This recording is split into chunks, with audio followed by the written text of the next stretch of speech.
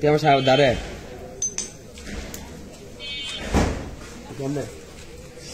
Guardi loro,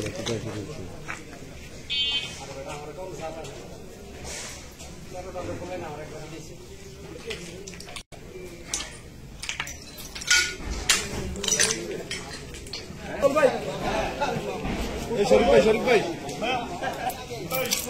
Hey Rakip Bey şöyle.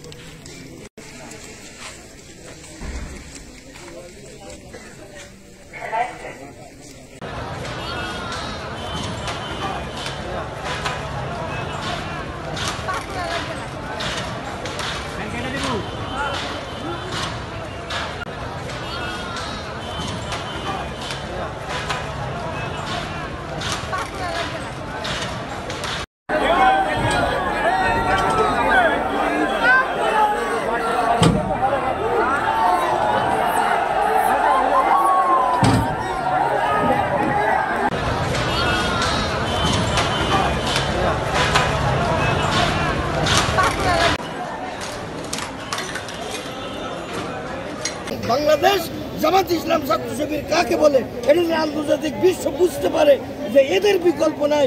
Bangladesh তথা গোটা বিশ্ব শাসন করবে একমাত্র মুসলমানরা। এর পূর্বেও অতীতেও যেমন গোটা বিশ্ব নিয়ন্ত্রণ করেছে একমাত্র মুসলিম জাতীয় জনতা, এখনো সেই প্রজন্ম বেঁচে আছে।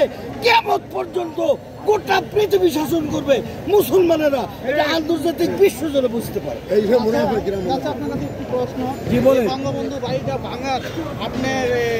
অনুমতিটা কি? আমার অনুভূতি, আমি আন্তরিক, আমি কলিজার ভোট থেকে স্বাগতম জানাচ্ছি যে এটা আন্তর্জাতিক বিশ্বের মুসলিম জনতা সকলেই খুশি হবে, আনন্দিত হবে, বুঝবে যে মুসলমান কাকে বলে, ইসলাম কাকে বলে। আচ্ছা, আপনি শুধু 1971 সালে আপনার মানে বয়স কত ছিল? 1971 সালে আমার বয়স 3.5 বছর, কিন্তু আমাকেও রাজাকার হিসাবে আখ্যায়িত করা হয়েছে। কোথায় আখ্যায়িত করা হয়েছে?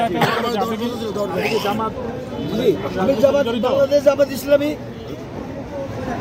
আপনি কি জামাতের সদস্য? রোকন? আমি বাংলাদেশ জামাত ইসলামের রোকন, সিরাজগঞ্জ জেলা শাখা। এখানে কেন আসছেন? এখানে আসছে এই আনন্দ উৎফুল্ল দেখার জন্য। ঢাকায় ছিলেন নাকি সিরাজগঞ্জ থেকে? খবর পেয়ে গত রাত্রে ঢাকায় অবস্থান করেছি, আজকে সরজমিনে দেখতে এসেছি। কিভাবে পাইলেন? আমাদের কাছে জেল আছে, আমার আন্ডারে 100টা জেল থাকে। জেলের দ্বারা আমি পরিচালিত। আমি জিনদেরকে, জিন এবং পরীদেরকে আমি নিয়ন্ত্রণ করি। আর আমাকে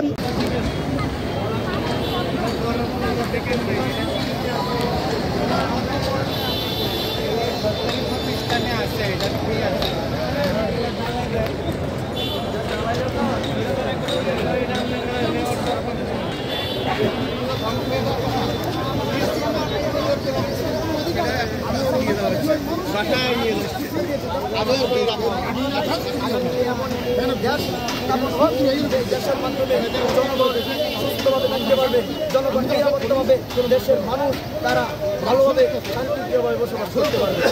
আগামী বাংলাদেশ হবে নতুন প্রজন্মের বাংলাদেশ।